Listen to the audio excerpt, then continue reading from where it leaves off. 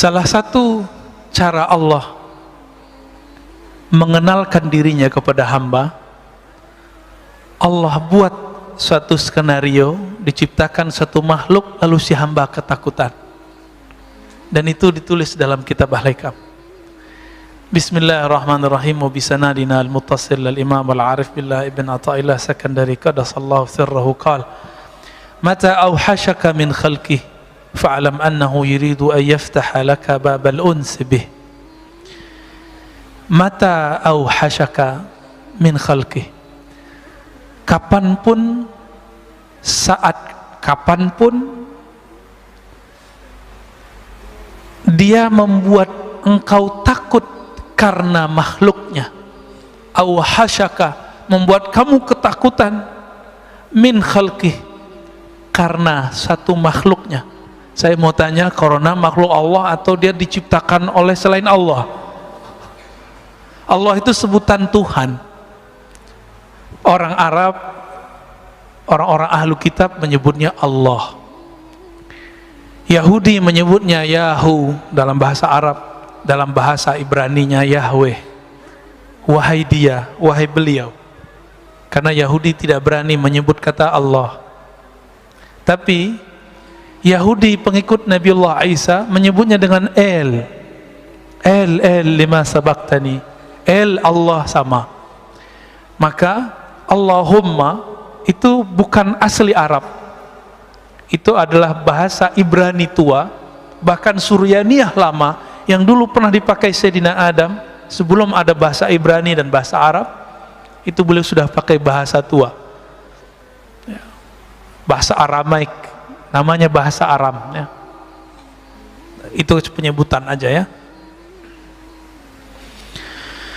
Setiap kali dia membuat kamu ketakutan karena corona, kira-kira begitu terjemahan hari ininya. Sekarang zaman corona Pak ya, atau dengan virus apapun, atau dengan preman siapapun, atau dengan penguasa yang jahat manapun, atau dengan para teroris manapun gitu.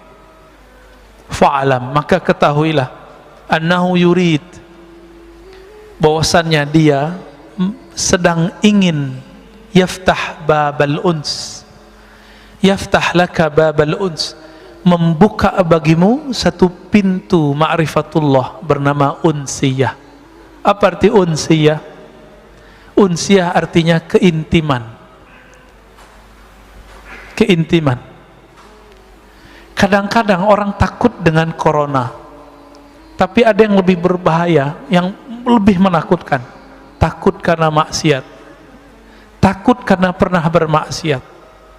Semua kita pernah maksiat nggak Pak? Bener? Mas, semua kita nggak ada yang nggak bermaksiat, maka nggak usah sok suci. Pernah maksiat nggak? Pernah maksiat. Nggak maksiat mata, maksiat telinga. Nggak maksiat telinga, maksiat lisan. Nggak maksiat lisan, maksiat kalbu. Kalaupun kita nggak maksiat secara zahir, kita maksiat dalam batin.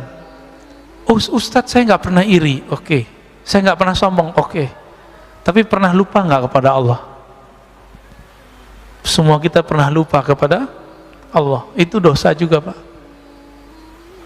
Pernah merasa lebih pintar dari orang nggak? Sering, tiap hari ya. Itu dosa apa namanya? Itu dosa besar loh Pak. Kiber. Itu dosa besar, bukan dosa kecil. Saya pernah diizinkan Allah mentalkin seorang ulama. Banyak, ada beberapa ulama-ulama muda, ulama senior. Itu diajak istighfar nggak ada efek. Nggak ada efek. Ayo Ustadz, ayo Pak Kiai, ayo kita istighfar. Nggak ada efek dia. Orang udah nangis-nangis semua, dia nggak nangis-nangis. Ternyata satu masalahnya, dia merasa lebih pintar dari saya. Akhirnya di dalam hati ada ilham masuk, coba ajak istighfar daripada merasa lebih pinter. Maka kita istighfar, astagfirullah, ya Allah ampuni dosaku karena aku merasa lebih pinter daripada orang lain. Langsung Mak nangis. Berarti dosa yang tidak terlihat karena merasa pinter ini lebih susah ditobatkan. Ini mohon maaf nih, yang narkoba gampang Pak tobatnya. Antum tobat, nggak ngulangin, tinggalkan komunitas, Allah terima. Pernah minum khamar, Allah gampang itu. Orang melakukan zina, gampang tobatnya. Tapi kalau dosa sombong, susah tobatnya. Antum kalau ada rasa sombong, nggak mau dengerin saya. Maka salah satu ciri-ciri orang sudah tidak sombong, dia mau dengerin orang lain. Maka kepada para ustadz, para dai, jangan ceramah mulu, sesekali jadi mustami. Imam Ahmad mengatakan ciri-ciri orang alim itu, dia mau belajar kepada yang lebih besar, sepantaran, dan yang lebih kecil.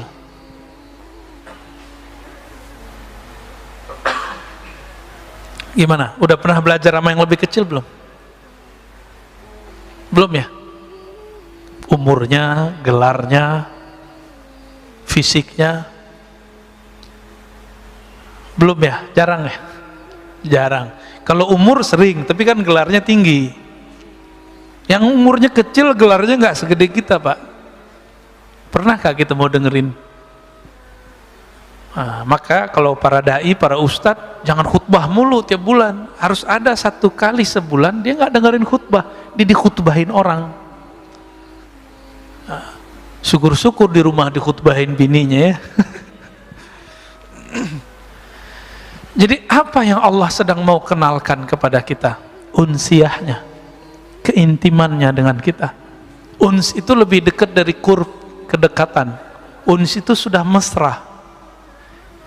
Pernah, ini ilustrasi biar gampang. Anak-anak kita kalau ketakutan dia nyari siapa? Ayahnya. Ayah gitu, terus dipeluk kan? Kita gemes ngeliat begitu, dan itu bikin rindu mau pulang ke rumah. Bener ya? Itu bikin rindu Pak. Kadang-kadang kita gak rindu mamanya ya, yang bapak-bapak ini, rindu sama anak kecil ini. Nah ini namanya uns. Kemesraan kalau dia seumuran, keintiman jika dia sudah sangat dekat ya. Keakraban jika dia sudah sangat akrab. Sudah akrab belum dengan Allah? Allah itu ngomong, wa nahnu aqrabu ilaihi min habil warid. Kami ini akrab kok dengan kamu. Kan artinya akrab kan bahasa Arab tuh akrab. Kami ini lebih akrab daripada kamu, daripada dirimu sendiri. Hablul warid. Hablul warid itu kan diri kita sendiri, nggak usah diterjemah harfiah. Maka salah satu nikmat yang Allah berikan saat ini, saat corona ini adalah nikmat unsiyah. Sebelum keluar doa dulu nggak? Biasanya dulu keluar aja kan. Sekarang ya Allah jaga aku dari corona. Kayaknya kecil amat. Emang virus itu cuma corona? Banyak Pak virus selain corona. Saya nggak kena corona kemarin, kena batuk, kena flu sebulan yang lalu. Sekarang sisa batuk, kering dikit batuk. Ini bukan batuk corona loh Pak ya. Saya udah pernah corona setahun lalu. Ya kalau versi Ustadz Fulan kan kena corona munafik. Berarti saya munafik Pak. Ya nggak usah jauh-jauh nuduh orang munafik, kita munafik.